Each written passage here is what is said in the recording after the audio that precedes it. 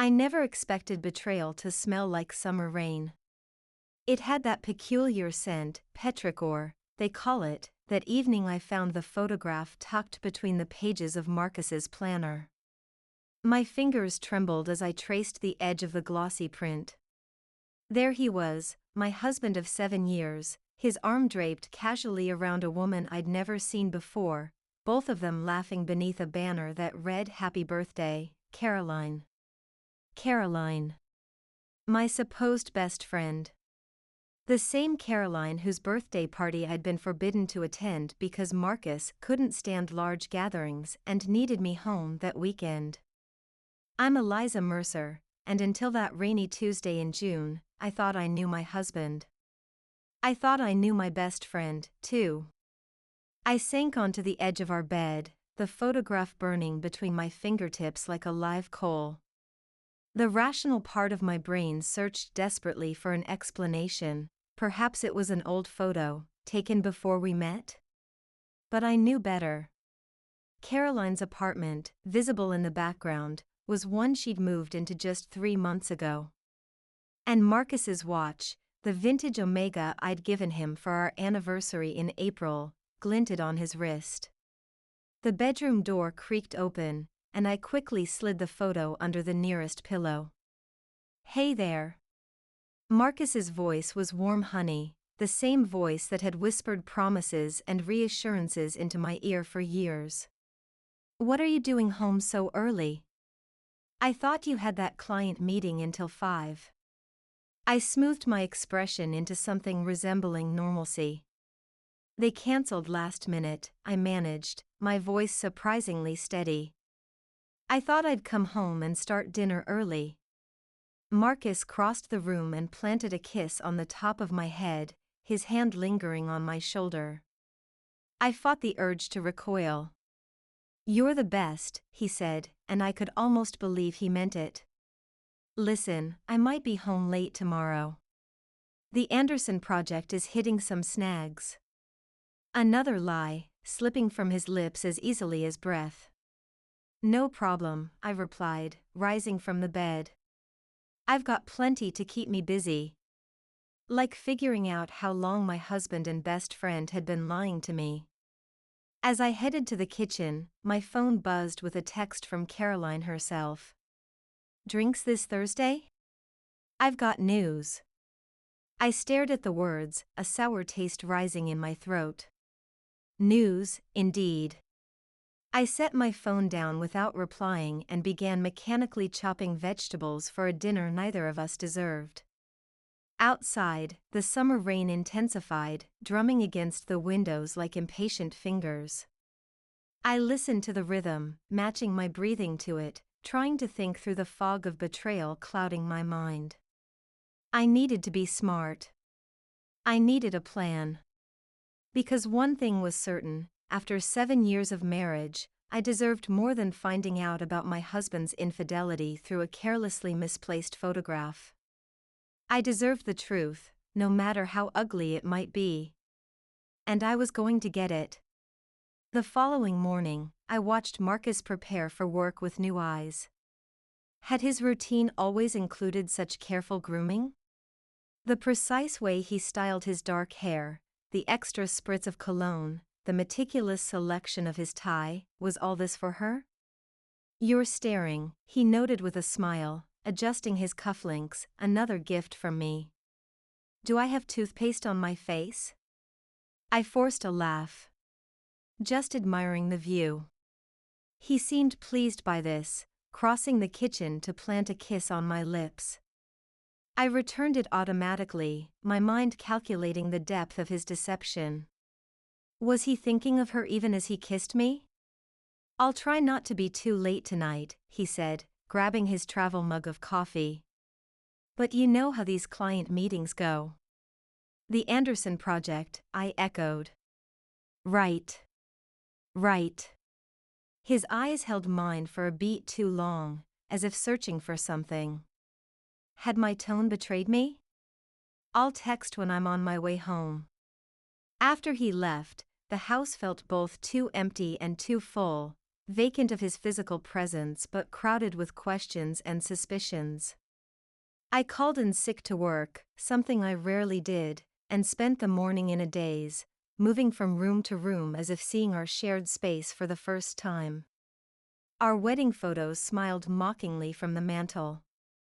Vacation souvenirs, a small Eiffel Tower, a seashell from the Maldives, a carved elephant from Thailand, sat on shelves, commemorating happy memories that now felt tainted. By noon, I'd worked myself into such a state that I knew I needed reinforcements. I called my sister, Diana. "Dee," I said when she answered, my voice finally breaking. "I need you." 30 minutes later, she was at my door, brown eyes wide with concern, arms full of wine and chocolate. "Spill," she commanded once we were settled on the couch. "What did Marcus do?" I pulled the photograph from my pocket and handed it to her without a word. Diana studied it, her expression darkening. "That snake," she muttered. "And is that Caroline? Your Caroline?" I nodded, unable to speak. "How long has this been going on?" "I don't know," I admitted, twisting my wedding band around my finger. "The photo's recent, but beyond that, I have no idea." Diana's face softened. "Oh, Liz. I'm so sorry." She set the photo down and squeezed my hand. "What are you going to do?" It was the question I'd been asking myself all night. What does one do when faced with such a betrayal? Confront? Investigate? Leave? "I'm not sure yet," I said slowly. "But I need to know the extent of it. How long, how serious. Whether it's just Caroline or if there have been others." "So you're going detective mode before confronting him?" I nodded. "I need all the facts first. If I confront him now, he'll just deny it or downplay it. You know how smooth Marcus can be." Diana's eyes flashed. "Oh, I know. Mr. Charm himself. Remember when he convinced Mom that he'd planned that surprise birthday party for you when it was actually all my doing?" I managed a weak smile. Marcus had always been skilled at taking credit and deflecting blame, a trait I'd somehow found endearing rather than concerning. "Will you help me?" I asked softly. Diana didn't hesitate. "Of course. Where do we start?" That's how Operation Truth began. Diana and I spent the afternoon combing through everything: Marcus's email, password, our anniversary date, how ironic, his banking app, his social media accounts. We found small discrepancies: lunch charges for two at restaurants I'd never visited, an Uber receipt to Caroline's neighborhood on a day Marcus claimed to be working late, but nothing definitive beyond the photograph. "We need to dig deeper," Diana insisted. "What about his work laptop?" "He always takes it with him," I said, frustrated. Then I remembered something. Wait. His backup drive. He backs up his work files every week. The external hard drive was tucked in his desk drawer, exactly where I expected. I connected it to my laptop, hands shaking slightly as I navigated through folders of architectural designs and client presentations. And then I found them, tucked away in a folder innocuously labeled Archive, dozens of photos. Marcus and Caroline at a restaurant I'd never seen. The two of them at what appeared to be a concert. Marcus kissing her cheek in front of a Christmas tree. "That's from last December," I whispered, recognizing the sweater he wore, one I'd given him earlier that month. He told me he was at a company retreat that weekend. Another photo, Caroline asleep in what was clearly a hotel bed. The timestamp, February. Valentine's Day weekend, when Marcus had claimed to be on a business trip to Boston. "There's more," Diana said grimly, pointing to a subfolder labeled Videos. I couldn't bring myself to click on it. Some truths were too painful to witness directly. How could he do this? I whispered, hot tears finally spilling down my cheeks. 7 years, D. 7 years of my life. Diana wrapped her arms around me as I sobbed, my body heaving with the force of my grief. When the storm finally subsided, I pulled back, wiping my eyes with the back of my hand. I need to confront him, I said, a new resolve hardening within me. But not yet. First, I want to talk to Caroline. Are you sure that's wise? Diana asked, brow furrowed. She obviously hasn't been honest with you either. I need to hear it from her, I insisted. I need to look her in the eye when she tells me how long she's been sleeping with my husband. Caroline had suggested drinks on Thursday. It was Wednesday now. One more day of pretending everything was normal with Marcus. One more day of carrying this burning knowledge inside me. I could do it. I had to. After Diana left, promising to be on standby for whatever I needed, I methodically replaced everything exactly as we'd found it. Then I sent a text to Caroline. Thursday works. Meet at the High Line at 7? Her response came immediately. Perfect. Can't wait to see you. It's been too long. Red heart. I stared at her message, marveling at her audacity. Too long? We'd had coffee just 10 days ago, where she'd listened sympathetically as I expressed concerns about Marcus's increasing late nights at work. Had she gone straight from that cafe to meet him? Had they laughed about me, the oblivious wife? The front door opened, startling me from my dark thoughts. Marcus was home earlier than expected. Eliza, he called out. Where are you, babe? I slipped my phone into my pocket and moved to the entryway, my face carefully composed. You're home early, I observed, accepting his kiss with feigned warmth. Meeting wrapped up sooner than expected, he explained, loosening his tie. Thought I'd surprise you. How was your day? Feeling better? For a fleeting moment, I almost hurled the truth at him like a grenade. But I held firm. Much better, I lied. Just needed a day to rest. He nodded, seemingly satisfied with my answer, and headed upstairs to change. I watched him go, this stranger I'd pledged my life to, and felt a cold determination replace my earlier anguish. Tomorrow, I would confront Caroline. The day after, I would decide what to do about my marriage. Because one thing was certain, nothing would ever be the same again. The High Line was crowded for a Thursday, groups of young professionals enjoying after-work drinks on the rooftop bar. I spotted Caroline immediately, her blonde hair catching the evening light as she waved enthusiastically from a corner table. Eliza, she greeted me with a hug I reluctantly returned. God, I've missed you. You look amazing, that blouse is fabulous. I slid into the seat across from her, studying the woman I'd called my best friend for nearly a decade.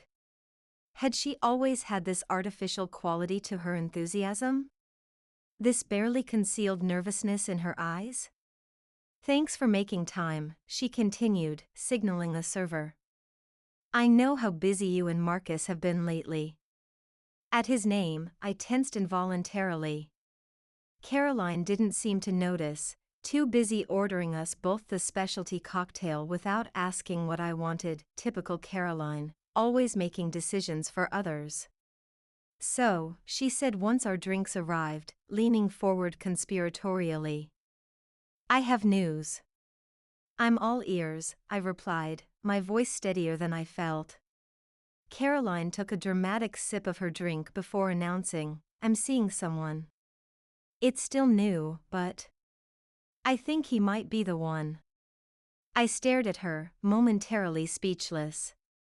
Was she really going to sit there and tell me about some fictional boyfriend when she was sleeping with my husband?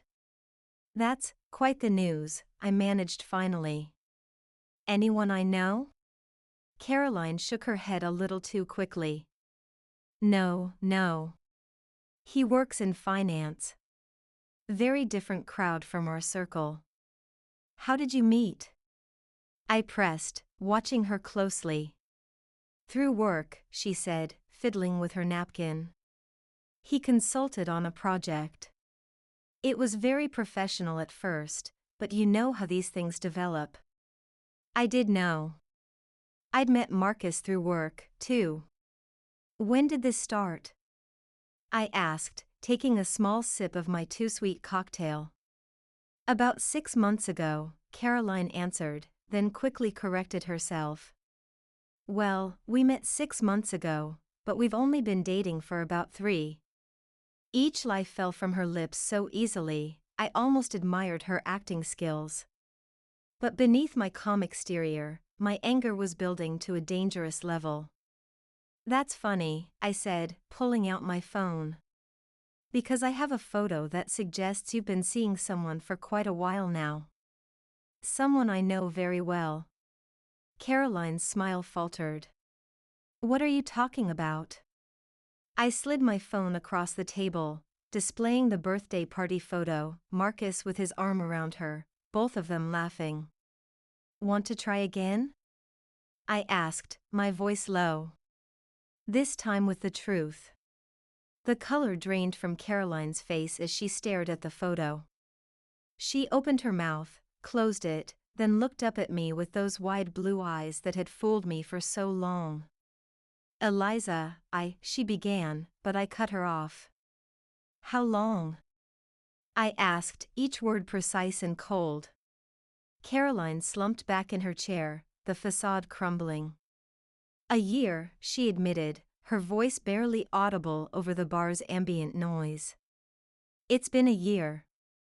A year. 52 weeks of deception. 365 days of betrayal. Why? I asked, though I wasn't sure what answer could possibly satisfy me. Caroline's eyes filled with tears, genuine ones, it seemed. It just happened, Eliza. We didn't plan it. I never meant to hurt you. Bullshit. The word came out sharper than I intended, causing heads to turn at nearby tables. I lowered my voice. You didn't plan to sleep with my husband? You didn't plan to lie to my face, repeatedly, while seeing him behind my back? It's not like that, she protested weakly. We have feelings for each other. Real feelings. Oh, I'm sure, I said, bitter sarcasm dripping from every word. So real that neither of you had the courage to be honest with me. So real that he still comes home to me every night. Caroline flinched. He's going to leave you, she whispered. We've been talking about it. He doesn't want to hurt you. A harsh laugh escaped me. Bit late for that, don't you think? I stood up, my drink untouched, my body trembling with a rage so pure it felt almost cleansing. Does Jason know? I asked, referring to Caroline's ex-boyfriend, who she'd been with until 6 months ago, around the time she claimed to have met her fictional finance guy. Caroline's silence was answer enough. So you cheated on him, too, I concluded. With my husband. You're quite the friend, Caroline. Eliza, please, she reached for my hand, but I jerked away. Can we talk about this? I never wanted it to happen like this. No, I said simply. We can't talk about this. We can't talk about anything, ever again. I turned to leave, then paused, looking back at her tear-streaked face. I trusted you. With everything. My fears, my insecurities, my marriage problems. Was it entertaining for you? Getting all the inside information while sleeping with my husband? Caroline shook her head frantically. No, Eliza, it wasn't like that. I care about you. I've always cared about you. Goodbye, Caroline, I said, suddenly tired of her lies. Enjoy the bill. I walked out of the High Line with my head high, ignoring the curious stares of other patrons. Once inside my car, however, the composure I'd maintained cracked.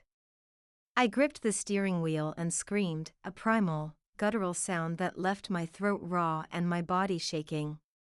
A year. They'd been betraying me for a year. All those times Marcus couldn't accompany me to events because he hated crowds. All those business trips and late nights at the office.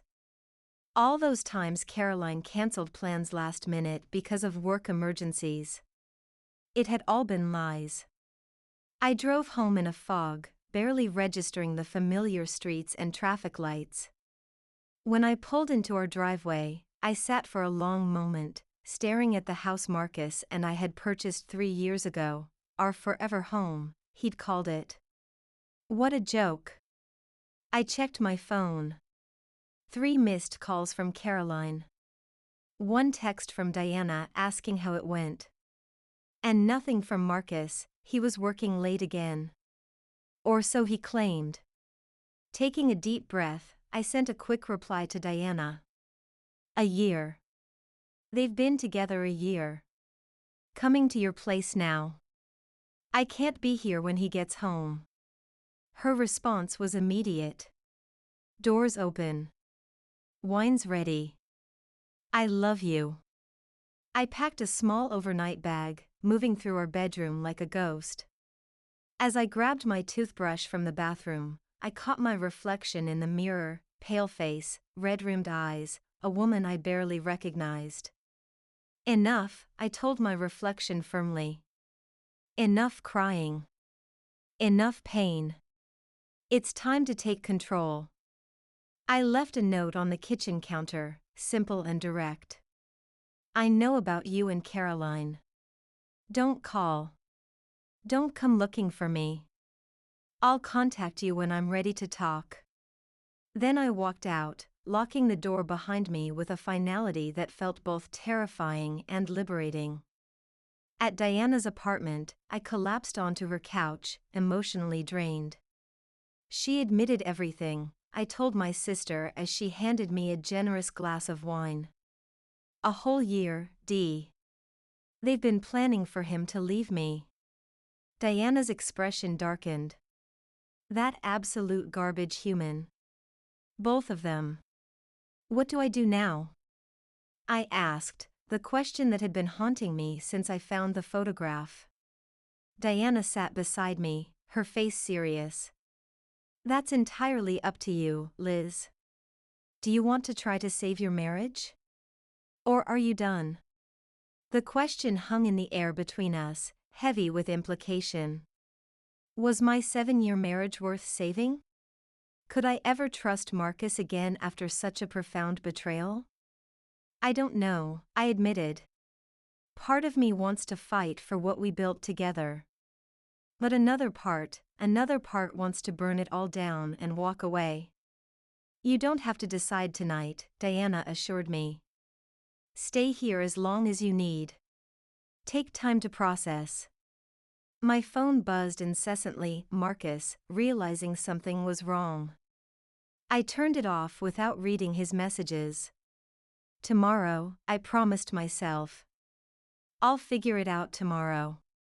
But as I lay awake on Diana's pull-out couch that night, staring at the ceiling, I realized that tomorrow was already here. And with it came a clarity I hadn't expected. I knew exactly what I needed to do. Confronting Marcus was both easier and harder than I'd anticipated. Easier because my anger gave me strength. Harder because despite everything, seeing the pain in his eyes still affected me.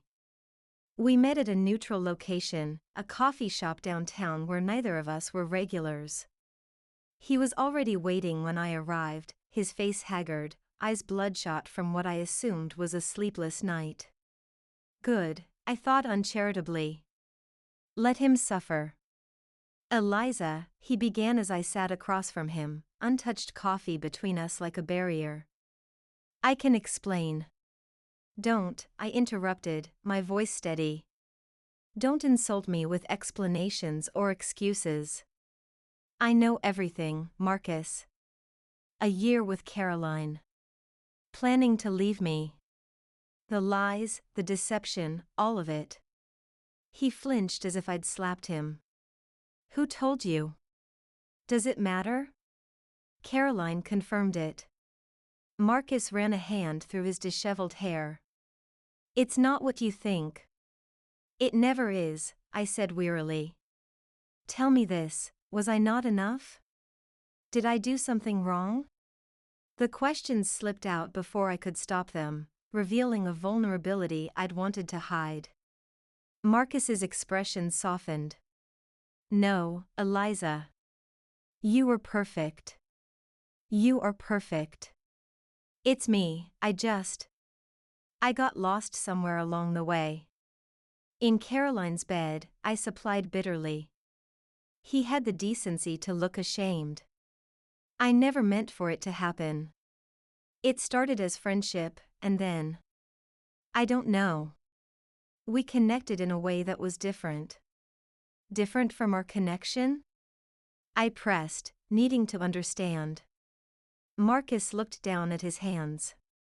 Not better, just different. More exciting, maybe. New. The truth hurt more than any lie he could have told. Our relationship had become routine, predictable, and rather than work to reignite the spark, he'd sought excitement elsewhere. Were you ever going to tell me?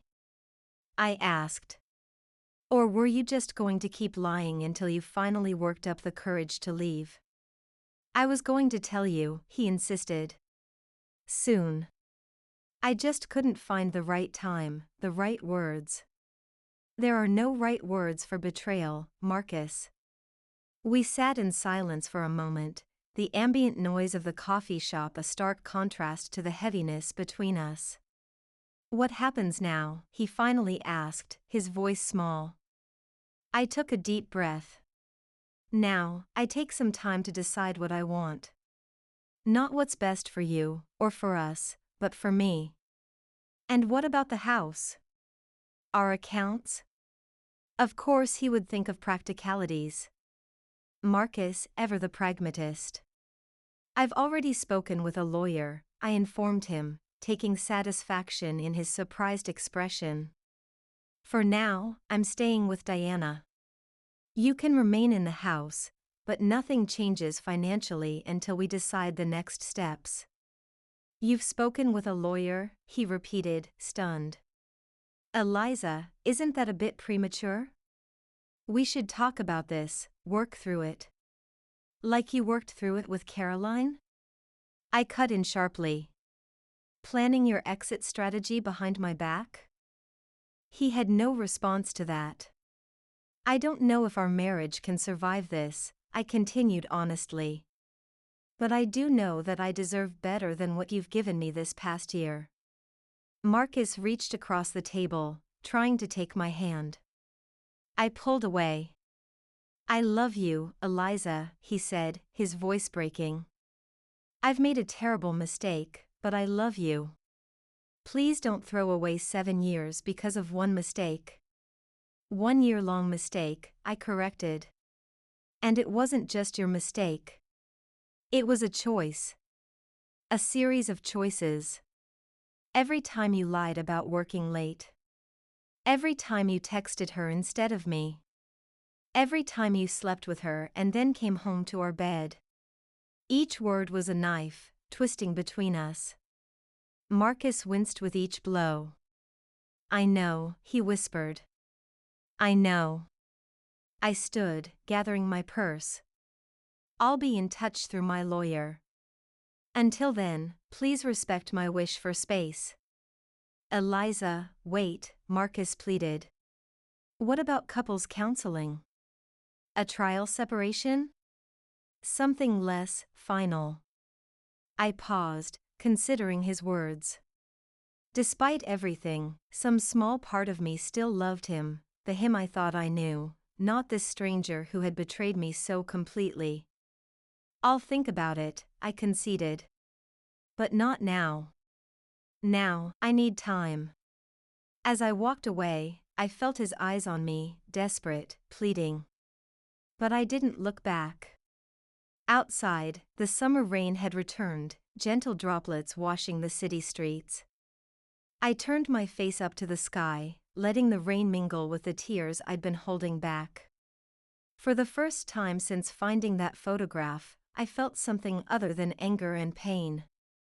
I felt hope. Not hope for reconciliation, though I couldn't rule that out entirely, but hope for myself. For a future where I wasn't defined by Marcus's betrayal or by my marriage at all. I was Eliza Mercer. And I was going to be okay, with or without him. The following weeks passed in a blur of lawyer meetings, therapy sessions, and long conversations with Diana, who remained my fiercest advocate and support. I moved into a small but charming apartment near my office, temporary, I told myself, though part of me was already thinking of it as home. The clean slate was refreshing. No memories lurking in corners, no shared possessions to trigger painful thoughts. Marcus continued his campaign for reconciliation, flowers delivered to my office, which I donated to a nearby hospital, heartfelt emails, which I forwarded to my lawyer, even an attempted surprise visit to my new place, which Diana intercepted, sending him away with a verbal lashing I wish I'd witnessed. Caroline, to her credit, disappeared entirely from my life. I heard through mutual friends that she'd moved to Chicago for a job opportunity, or to escape the fallout of our confrontation. I didn't particularly care which. 6 weeks after I'd walked out, Marcus called with news that forced me to engage directly. "The house sold," he said when I answered, his voice carefully neutral. "Above asking price." I'd agreed to list our home, seeing no point in either of us keeping it with all its tainted memories. The proceeds would be split equally, one less thing to negotiate in our impending divorce. "That's good," I replied, equally neutral. "My lawyer will handle the paperwork." "Eliza," Marcus said before I could end the call. "Can we meet? Please? Just to talk. No pressure, no expectations. I miss you." I closed my eyes, willing away the flutter of emotion his words provoked. It would be so easy to fall back into familiar patterns, to let the comfort of our history override the pain of his betrayal. But I deserved more than easy. I deserved honest. I deserved faithful. "I don't think that's a good idea right now," I said finally. "When, then?" he pressed. "It's been 6 weeks, Eliza. 6 weeks of hell without you." A bitter laugh escaped me.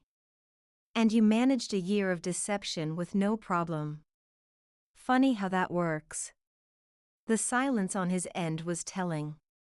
"Look," I continued, softening slightly. "I'm still processing everything.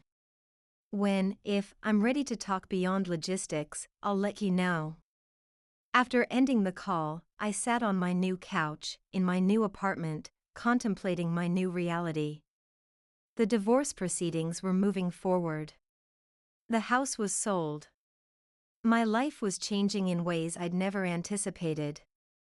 And yet, beneath the lingering pain, there was growth. In therapy, I was learning to recognize patterns, how I'd prioritized Marcus's needs over my own for years, how I'd ignored red flags in our relationship, how I'd allowed his charm to distract me from underlying issues. I was rediscovering parts of myself that had been subsumed by my identity as Marcus's wife, my love of photography, abandoned when Marcus suggested it was just a hobby, my dream of writing a novel, which he'd gently discouraged as impractical, my desire to travel solo, which he'd framed as a rejection of our partnership. Who was Eliza Mercer when she wasn't defined by her marriage? I was finally finding out. That evening, Diana came over with takeout and a proposition.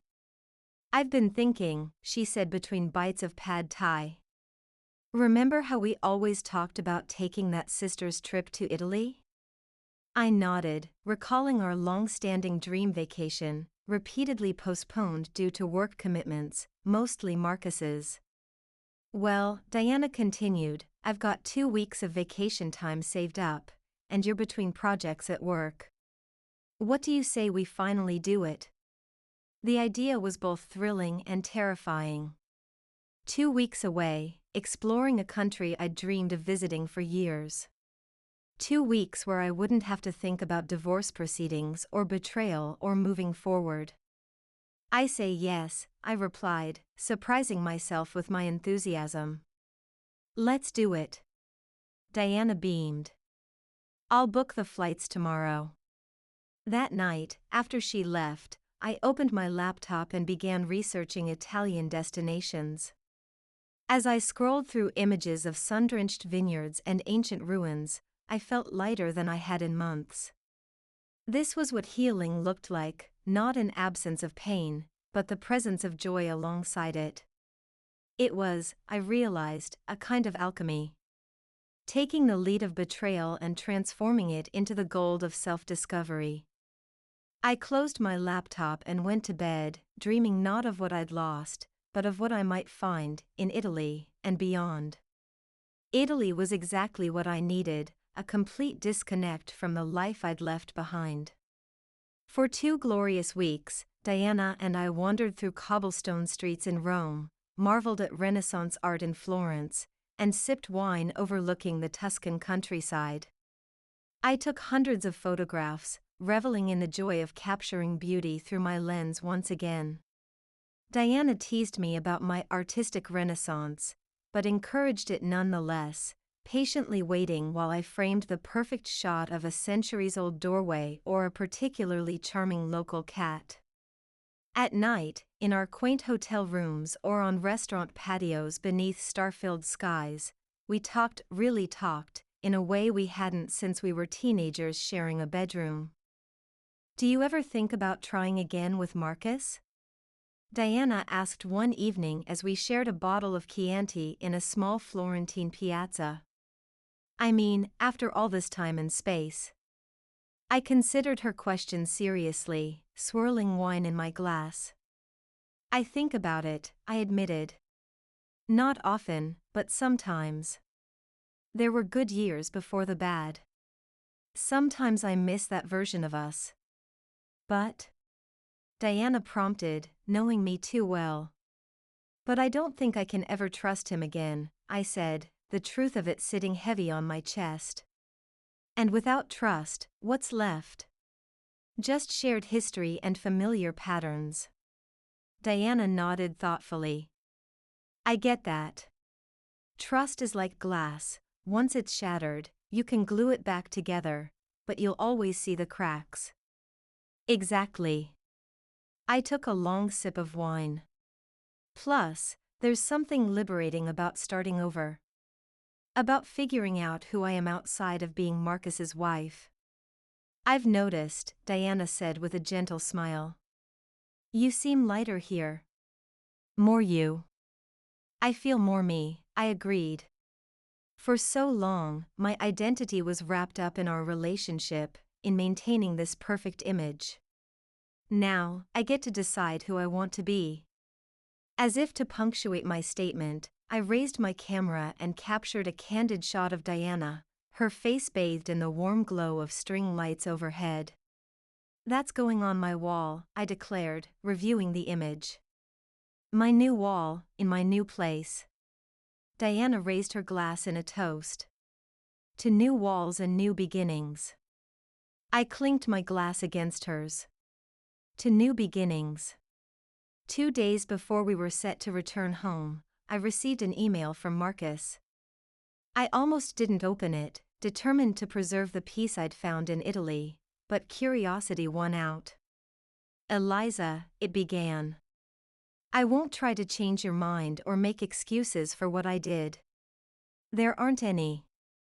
What I did was unforgivable, and I understand now why you needed to walk away. I'm writing to let you know that I've signed all the final divorce papers. Your lawyer should have them by the time you return. I've agreed to all your terms. I hope you're finding peace on your trip. Diana mentioned you were rediscovering your photography. I'm glad. You always had such a gift, and I realize now that I didn't encourage it as I should have. I want you to know that regardless of how things ended between us, I will always believe that you deserve every happiness. I'm sorry I couldn't be the man who provided it. Take care, Eliza. And thank you for the 7 years that I'll cherish despite my catastrophic mistakes. Marcus. I read the email 3 times, searching for hidden manipulation or guilt trips, but found none. It seemed, remarkably, sincere. Everything okay? Diana asked, noticing my prolonged silence. I handed her my phone. Marcus signed the divorce papers. Diana read the email, her expression guarded. How do you feel about that? I considered the question, probing my emotions like a tongue exploring a sore tooth. Relieved, I realized. Sad, but relieved. It's really over. Are you sure that's what you want? She asked carefully. This email seems different from his usual approach. It does, I acknowledged. But one well-written email doesn't erase a year of betrayal. It's too late. Diana handed back my phone. If you're sure. I'm sure, I said, and for the first time, I truly meant it.